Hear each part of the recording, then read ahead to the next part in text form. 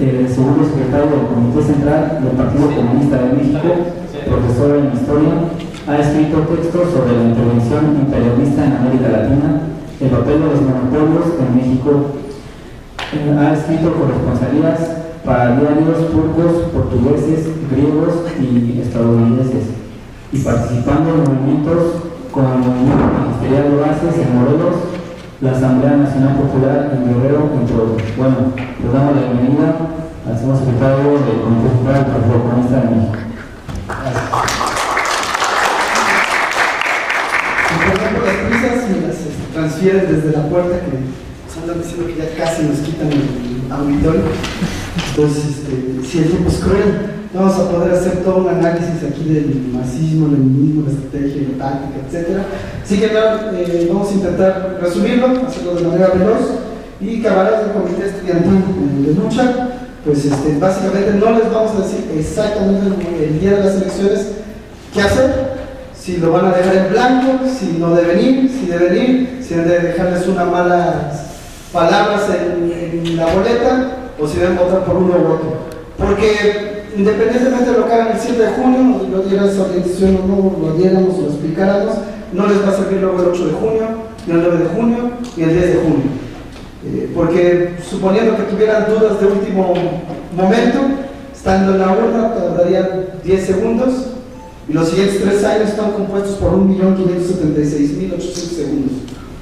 O sea, es decir, esta idea que nos venden a través de una campaña de 37.000 millones de pesos, a través del INE, de todos sus spots, en el que nos dicen la única manera de cambiar las cosas a través de las elecciones, si no votas cállate, si no votas para qué luchas, etcétera, pues es un falso argumento, y es un argumento que busca colocar de rodillas al pueblo, que busca colocar de rodillas a los estudiantes, que busca colocar de rodillas pues, a los trabajadores. A pesar de esos 37.000 millones de pesos y a pesar de los 3 millones de hits, es decir, de veces que tendrán el placer de ver a los candidatos y sus colores en la tele, en la radio, espectaculares, en los volantes, etc. A pesar de ello, pues está registrado el hecho de que la tendencia creciente de la abstención no se ha modificado significativamente, ni se ha desacelerado, ni decrecido, ni nada por el estilo. Entonces, pues, cambios, empiezan a haber gérmenes de cosas que pueden suponer un cambio histórico en este país. Entonces, un poco de contexto en el que se dan. En primer lugar, cómo funcionan las elecciones. Al entrar a ellas, pues bueno, pues, admitir las reglas del juego. Nosotros queremos aclarar, no somos abstencionistas por principios, no nos colocamos en el campo del anarquismo o del zapatismo, etc. Tampoco somos electoralistas por principios, pensamos que claramente en última instancia, bueno, para empezar no creemos nada. Que crean pues en la iglesia, que crean en la religión. Nosotros anotamos hechos científicos, lo que anotamos es una regularidad histórica, es que las elecciones no han sido vías para en lo que en resumidas cuentas es la destrucción del viejo Estado y la construcción del nuevo Estado. Eso ha requerido otras formas de lucha, pero las elecciones a veces en ciertos contextos, de cierta manera, largos periodos históricos, sí han sido servido pues para avanzar, como señalaba el camarada. Sin embargo, en estas elecciones 2015, a diferencia de la Duma, es decir, el Parlamento ruso de 1917 o 1905, a diferencia del Parlamento de España o de Grecia, bueno, pues creo que todo el mundo sabe que hay ciertos requisitos formales del INE, ciertos requerimientos legales con los que hay que conformarse en torno a las plataformas electorales, los programas que se pueden manejar, bueno, quitando que lo enmascaráramos, quitando que se superaran las leyes, impedimentos para intervenir. Sí vemos una debilidad relativa en estos momentos del Estado, sí vemos una tendencia de ascenso en la lucha, y vemos un cuestionamiento no solo de nuestro flanco, sino de enormes sectores del pueblo. Entonces, combinando la debilidad relativa del Estado, el cuestionamiento desde varios flancos del movimiento y un momento de ascenso de la lucha y una imposibilidad por nosotros para participar, hemos decidido en estos momentos no participar, no apoyar y cuestionar y socavar la legitimidad de estas elecciones. Lo cual no quita que en un futuro, si la burguesía, debido a un movimiento de masas, se vea obligado a modificar sus reglas, bueno, pudiéramos entrar o no, ya veremos, por el momento sería especulativo. En estos momentos, la manera en que funcionan estas elecciones es que convencen a través de dos mecanismos básicos. Uno, que es, pues digamos, llamémoslo así, ideológico, que es decir, transmitir argumentos, ideas de por qué debe ser apoyado un candidato. No es la mayoría de los casos, la verdad, la mayoría de los casos son mensajes frívolos los que dan los candidatos, o inclusive absurdos, es decir, tipo lo verán pasando por la avenida Universidad, vota por Miguel. ¿Por qué? ¿Quién sabe? El único que dice.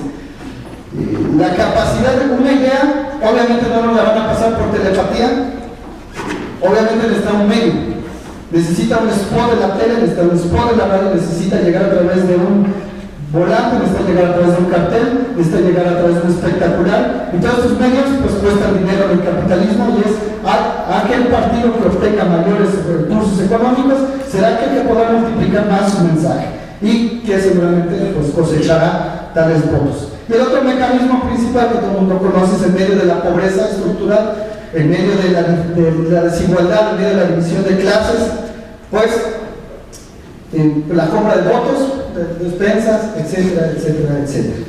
Es claro que esto es posible, dado pues la estructura de clase, la estructura económica de este país. Bueno, esa cantidad enorme de dinero que cuesta, esa millonada que cuesta las elecciones son, por cierto, un 0.10% del PIB, del Producto Interno Bruto, es decir, de toda la riqueza de un año de este país, que forma parte del 2% de la partida del gobierno federal. Y entonces comparen, el gobierno federal, el ejército, el Estado, pues el gobierno, manejan 2%. En cambio, las 500 empresas más poderosas de este país, que están aglutinadas por 31 grupos financieros, sus ventas representaron en el 2014 66.9% del PIB. ¿Dónde radica entonces el poder real? ¿Cuál sirve a cuál? Nosotros tenemos ahí una lectura. Nuestra lectura, que se resumiría en que, pues, decía Stalin a propósito de las elecciones en el mundo occidental, para la gente le basta saber con qué votar. Y los que deciden todo no son los que votan, sino los que cuentan. Y ya lo hemos vivido en este país de manera recurrente. Efectivamente, no es un argumento por sí solo, no invalida de facto y de manera general para todos los periodos de ahí para adelante la participación en las elecciones. Si es, sin embargo, algo a tomarse en cuenta, que es una regularidad no de 80 años, como mencionaba el primer ponente, sino incluso de México independiente. Si uno hace una revisión histórica, no ha habido elección en este país sin asesinato político, fraude, golpe de Estado, etc. Entonces la lectura que tenemos es que es la fuerza de estos monopolios las que conforman la mayoría. Obviamente hay grietas ahí, pero que conforman la mayoría de los poderes, entonces empezando por el legislativo. Nosotros en febrero del 2012, hacemos una lectura. Es como se indicaba, es una cuestión de agarrar científicamente y estudiar con todas las teorías posibles la realidad. No es una cosa de bola de cristal, pues. Es decir, no es de brujería, no es de ver si se latina, sino es como el clima. Si ustedes conocen la presión atmosférica, la temperatura, la humedad, podrán decir cómo se va a desarrollar más o menos el clima a grandes rasgos y saber si salen con paraguas o no, es decir, con una forma de lucha o no, o varias combinadas, etc. Pero nosotros en enero, febrero de 2012 decíamos, bueno, todo esto de las encuestas sabemos que se manejan a modo. O sea, no dan una información que pueda ser utilizable por sí misma. Y sin embargo sí traen información.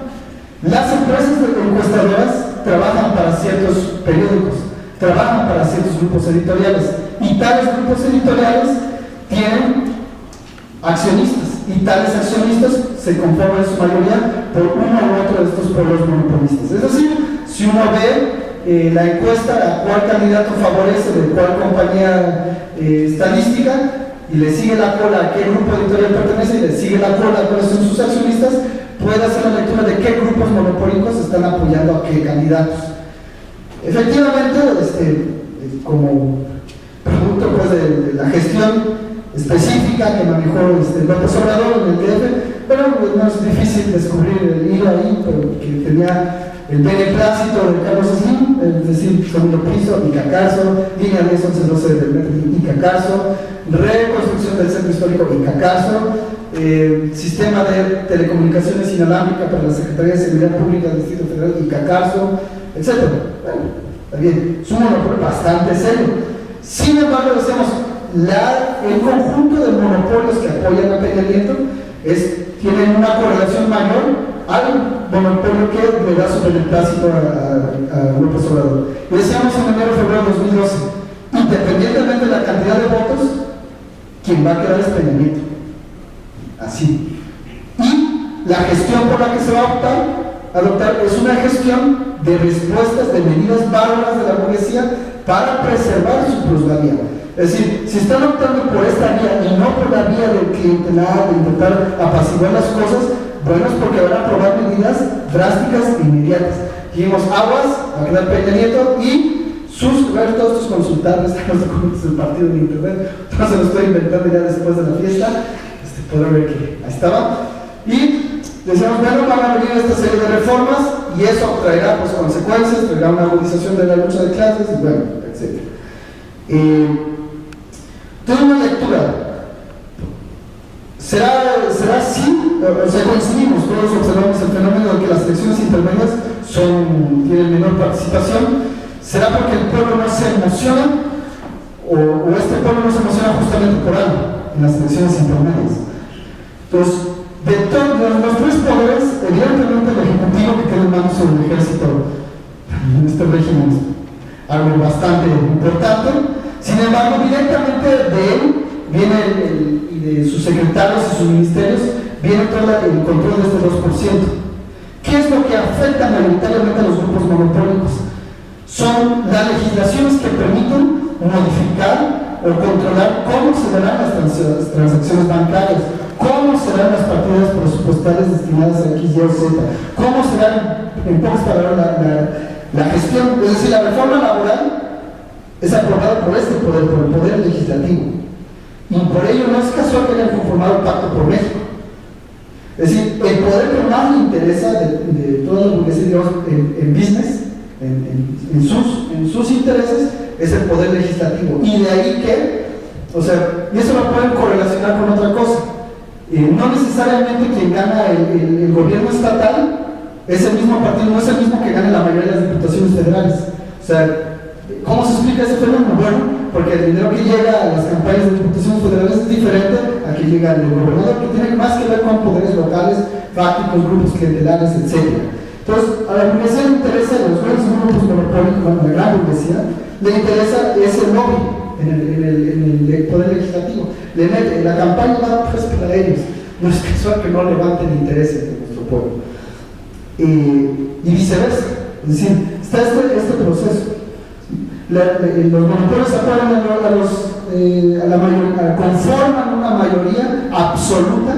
Y quien lo haya visto el Pacto por México fue el ejemplo más grande. Es decir, ahí fue la burguesía la que alineó a los diputados. Le dijo, queden quien queden, esto es lo que queremos que aprueben, el Pacto por México, antes llamado Pacto por Chapultepec. Son esta serie de reformas y las aprobaron. 3-5 minutos de presentación, fast track, vamos. Tal monopolios sirven tal poder legislativo que es el que se va a definir en esta elección mayoritariamente, y por ello nuestro cuestionamiento, nuestro socavamiento, independientemente de que pudiéramos en algunas localidades como Oaxaca, Guanajuato, incluso hacer impulsar candidaturas independientes, etc. ¿Sabes que no van a ganar? Se hace para aprovechar que la gente está buscando en las elecciones algún mensaje, se le da. Decimos, bueno, esto no solo se trata de los monopolios del imperialismo norteamericano, del imperialismo extranjero, se trata, en resumen, cuando se habla de imperialismo, se habla del capitalismo que ha llegado a la etapa de los monopolios. Ustedes saben, compañeros, no vivimos ya en la edad de piedra, no vivimos en el feudalismo, en la época de los señores feudales, y ninguno de estos se desarrolló de golpe y porrazo.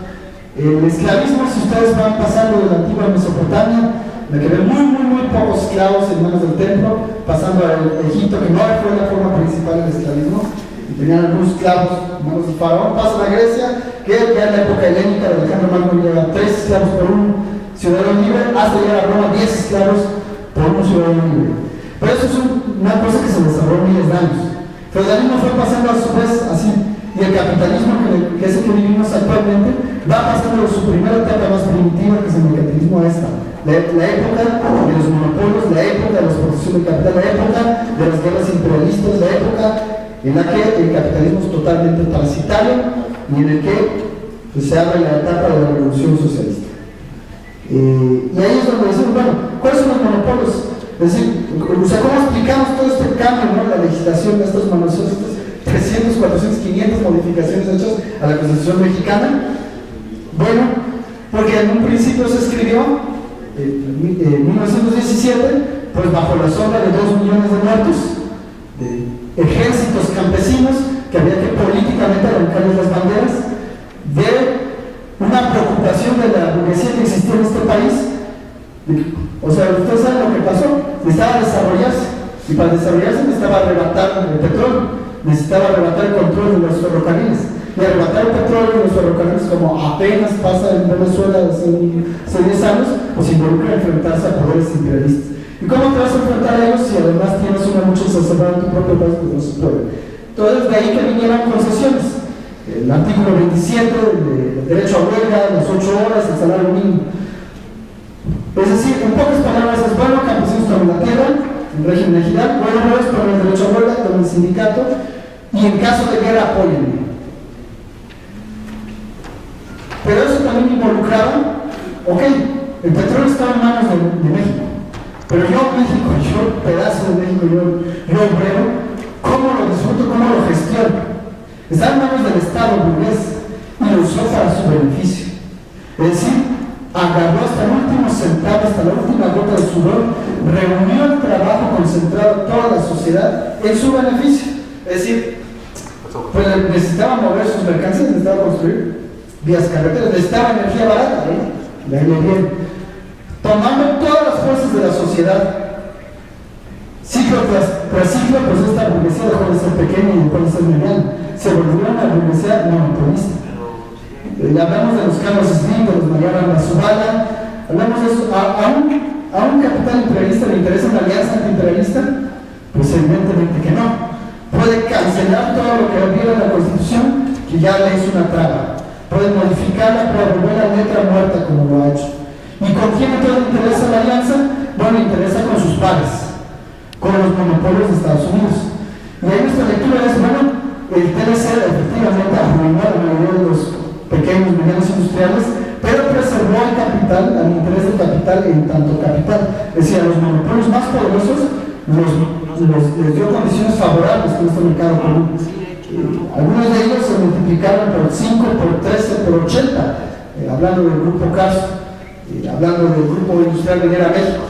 Sí, forma un mercado común, en ambos lados de la frontera, nuestros enemigos son los mismos, Es decir, ¿cómo vamos a convencer a la burguesía realmente existente de este país, a los monopolios, de que tienen algo en común con nosotros, los obreros, los campesinos? Pues ahí están buscando crear poder a partir de pura sal y agua. No hay tal condición para establecer un impacto sobre esa base. Su interés radica en una alianza con los monopolios poderosos de Estados Unidos. Y claro que les interesa eso porque ahí viene el 70% de sus exportaciones y el 80% de las importaciones. Ahora convénzanos de que ese no es su interés primordial. Ahí vienen los elementos para garantizar su dominación política y militar. Es decir, el TLC es la base para luego agregar el ASPA, el Plan Mérida, esta venta de armas. Todo ello conforma pues, esta asociación imperialista, en nuestra opinión, y son beneficiados los monopolios mexicanos, y el poder legislativo de ambas naciones, de las 3 naciones, pues buscan justamente gestionar esta cuestión. Nombrémoslo, la reforma fiscal fue aprobada. ¿Quién benefició? Bueno, con decenas de millones de pesos devueltos a Bimbo, Walmart, Televisa, etc. ¿Quién afectó? Pues ustedes lo saben, lo verán, lo observan, lo sienten. La reforma energética, ¿quién benefició? Sí, Halliburton, entre otras, pero también Mexiquén, que se acaba de convertir de todas las empresas petroquímicas de América Latina en la más grande, incluso rebasando a Petrobras, al señor Slim, también a través de su nueva iniciativa ahí en el sector petrolero. La reforma laboral, pues obviamente se entiende a quién beneficia si a nosotros nos quitan el salario mínimo y la jornada mínima y nos flexibilizan a las horas, al trabajo por hora. La reforma de telecomunicaciones, etcétera, etcétera, etcétera, etcétera, etcétera. Bueno, en medio de todo esto, no son casuales estas medidas bárbaras, y el problema es que pues, están en un gran predicamento también el Estado. Es decir, pues independientemente de quién estuviera ahí, independientemente de más o menos rata, pues eso no evita la caída del precio del petróleo. Si las cualidades personales del presidente, nada favorables en el caso actual, no influyen en el precio del petróleo, no influyen en los mercados internacionales. Lo que sí han influido es para evidenciarlo bárbaramente ante el pueblo, y ese es el gran problema. Caen los índices de producción, caen los índices de ventas a macro y micro escala, cae la recuperación, por lo tanto, en impuestos, cae el precio del petróleo y pues hay que meter tijera. Entonces el problema es el programa que tenía la burguesía aquí, que incluía mega aeropuerto, el ferrocarril y demás, pues es cancelado junto con decenas de miles de trabajos. Hay recortes a salud, hay recortes a educación, hay recortes a Cedesol. Bueno, ¿y cómo es que obtenían sus 9 millones de votos duros del PRI? Pues bueno, a través de la compra justamente de estos programas. Tú le metes tijeras, pues podrán votar, pero pregúntales el resto de los 365 años si van a estar contentos a la hora que los recorten servicios, a la hora que no encuentren cómo atenderse, a la hora que no haya vivienda, a la hora que no haya empleo. Y ahí vemos el punto débil de este Estado. Hay recortes, inclusive, pues, para ilustrar, voy a usar un ejemplo extremo real, para ilustrar esto. En Oaxaca no había presupuesto para pagar 2 quincenas de la policía estatal. O sea, su mismo mecanismo represivo. Se fueron a huelga los policías y les tuvieron que aventar a la policía federal y a la policía estatal. Llegó a la policía federal con equipo antimotín, y la policía estatal pues también sacó su equipo antimotín y se dio pues, este fenómeno, lo mismo en Acapulco. Claro, está contaminado por otros golpeteos políticos, todo lo que sabemos, pero el tema es que pues, están en este gran aprieto, en el que sí o sí aprueba medidas bárbaras.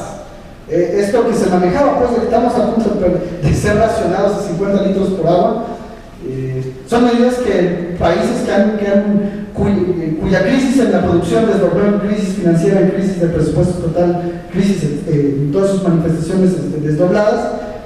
Si quieren adelantarle la película, pues volteen a ver a Grecia, a España. España, entre otras medidas bárbaras, ya cobra impuesto al sol, por cierto.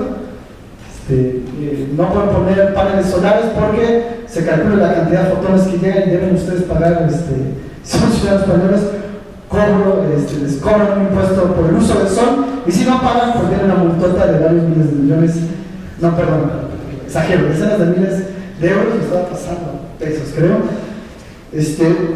Medidas como las que vienen contempladas ya en la reforma fiscal, que es que si no pagas impuestos, tal como el banco o las empresas de usureras, Hacienda te saca en Grecia de tu casa, o te embarga, te arrebata bienes, etc. Hay desahuciados, resistencia a esto, etc.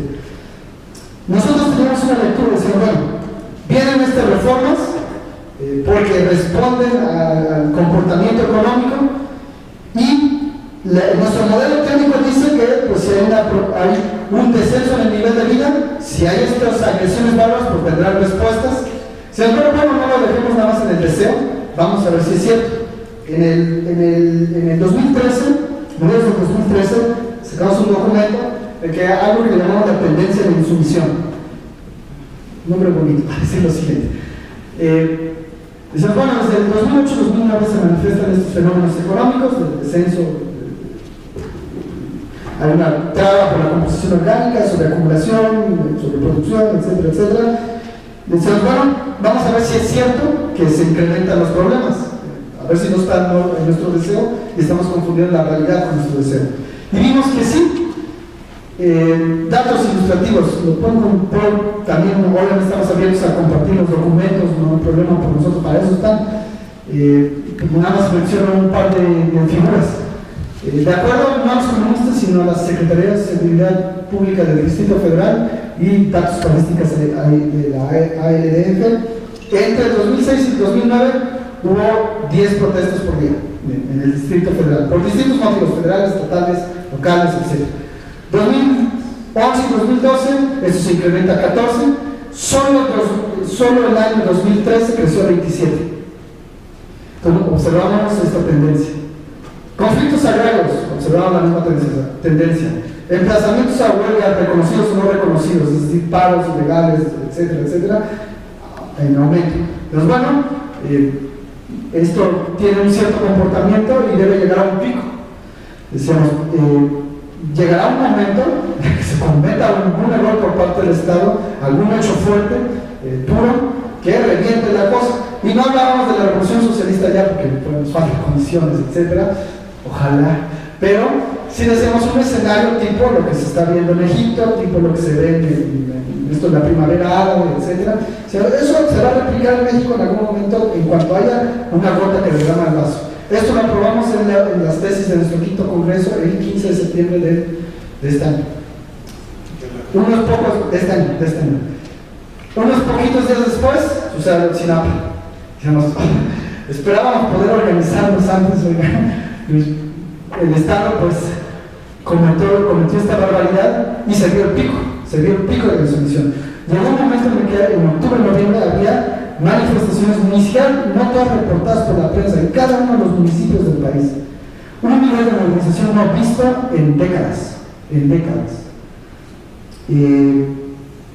medio de esto, en medio de esta tendencia de insumisión, en medio de estos problemas económicos que nos tienen atorados, nosotros vemos que está surgiendo el germen de algo nuevo. Y ese germen de algo nuevo, con sus limitaciones y que si no supera, pues bueno, se quedará como germen nada más. Nos referimos a los consejos populares en Guerrero. En respuesta, estos están a medio camino, no son todo el nuevo poder, están a medio camino. Los bolcheviques conocieron, los soviets, antes de ser nuevo poder, antes de barrer con el viejo poder, pues existieron y dejaron de existir en 1905 como forma de lucha, como forma de organización. Entonces, bueno, nuestro pueblo está buscando participar y sabe que por la vía electoral, pues si acaso llega a tener algún interés, alguna esperanza, pues bueno, lo hace, pues no digamos, pues, con serias dudas y está buscando otras opciones.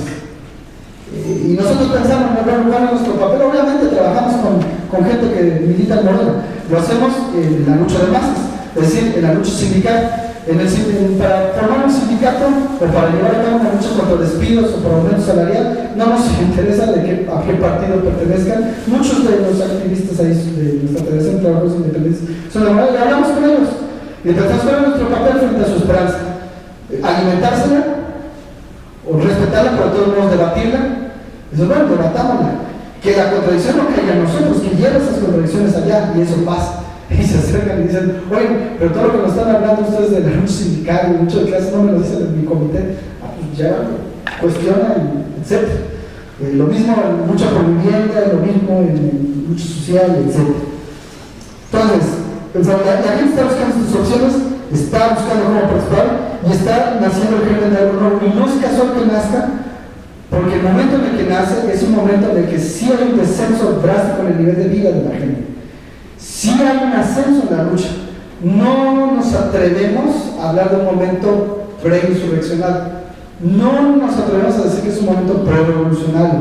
Pero sí vemos un ascenso en la lucha, sí vemos un descenso en el nivel de vida, y al empatar eso junto con una crisis, no no solo de un partido, del PRD que entró en bancarrota como de Ayotzinapa, no solo del PRI con sus resultados manifiestos, sino en general de todos los partidos políticos, y ni siquiera solo de todos los partidos políticos, sino todo el sistema electoral, de todo el Estado que tiene esta crisis de credibilidad, que está en bancarrota política. Bueno, se conjunta todo esto y emerge un germen de algo nuevo que para nosotros es estos consejos populares. No hablamos de mantenerlos tal cual así. Si se mantienen así, como espacios solo de charla o de decisiones, movilizaciones, o que nos reunamos varias organizaciones, debe ser superior a ello. Mientras exista el viejo Estado, esto que puede ser el germen de un nuevo poder, no lo hará. Debe haber con ello. Y lamentablemente no en todo el país hay las condiciones para replicarlo inmediatamente. Hay estados donde evidentemente la lucha es diferente, transcurre en diferentes formas, transcurre en diferentes ritmos. Nosotros decimos, bueno, hagan lo que quieran con su papeleta, pero en estos momentos, en el año 2015 y en lo que sigue, nuestro interés radica en descarrilar las reformas. Independientemente de que piensen que votando por un candidato, aún sabiendo que por los mecanismos de compra de votos y los mecanismos de reproducción ideológica que es todos los spots y demás, va a haber una correlación negativa en el Parlamento, aún teniendo gente progresista y respetable, etcétera, que va a haber un Parlamento que va a conformar una mayoría en contra, con una posición de inamovible defensa de esas reformas. Bueno, la tarea es desde el primer minuto de ese nuevo Parlamento, desde el primer minuto después de las elecciones, debe continuar la lucha. Deben saber que no estamos dispuestos a tolerar la reforma laboral, deben saber que no estamos dispuestos a ser esclavos modernos, deben saber que no estamos dispuestos a aceptar la reforma fiscal, deben saber que no estamos dispuestos a seguir viviendo así. Es decir, desde el primer día de las elecciones, hagan lo que hagan en la mañana, en la tarde nosotros invitamos aquí en Morelos, aquí en Cuernavaca, a movernos, a protestar, a dar a conocer que vamos a luchar por descargar esas reformas, por imposibilitar su aplicación, por volver ingobernable este país, si ellos mantienen ese rumbo, si ellos mantienen la aplicación de esas reformas. Y nosotros pensamos que es decir, esto incluso abiertamente lo dicen compañeros que en municipios indígenas que se rigen por usos y costumbres y cuyo sistema electoral pues permite ahí sí lanzar un candidato desde la asamblea. Bueno, ahí lo hacemos en Oaxaca, independientemente de eso. Dicen, bueno, eso será en Guerrero, estamos y estaremos participando en la confrontación en primera fila. En otros lugares pensamos, bueno, nuestra tarea es explicar qué es lo que está pasando. Es decir, la gente ya sabe pues que su interés no está salvaguardado, no está garantizado en la suma, ya lo saben. Si van, incluso muchas veces con argumentos falsos, eso hay que decirlo. Es decir, nosotros nuestra posición es decir, bueno, las elecciones son malas porque todos son iguales, todos son chafas, todos son corruptos. No, ese no es el argumento es, ninguno de los candidatos en estos momentos está proponiendo una salida no capitalista al problema que ha generado el capitalismo. Ninguno de ellos está planteando, por ejemplo, nadie aquí creo negará el papel del ejército y la policía en la desaparición de los 43, en la masacre que acaba de ser también descubierta en el Estado de México, en Michoacán. No se va a negar el papel represivo. Alguno de los candidatos está hablando de su desaparición y sustitución por policía comunitaria, por otros mecanismos. No, ninguno. Por eso lo cuestionamos y decir, bueno, la gente debe saber que hay una alternativa, saber que esta alternativa en estos momentos sí puede empezar a hablarse entonces de luchar por un nuevo poder. Guerrero será pues es el paso. Habrá algunos estados, nosotros particularmente pensamos que hay ciertas condiciones que permitirían su replicación en algunas zonas del Distrito Federal del Sur, que observamos conflictos que van como hacia allá, en algunas regiones del Estado de México, en Puebla, Tlaxcala, en Veracruz, en Oaxaca, Michoacán, en Morelos, pudieran también darse.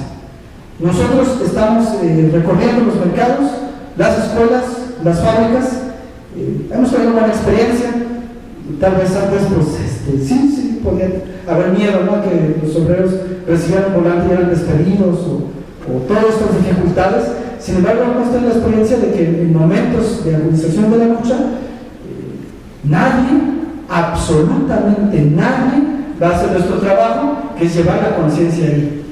Y Televisa no lo va a hacer, lo mismo que no lo va a hacer, nadie lo va a hacer. Es decir, necesitamos estudiar nosotros, necesitamos prepararnos nosotros, necesitamos agarrar todas las habilidades posibles, todos los conocimientos posibles y llevarlos a nuestra clase y armarnos con ello.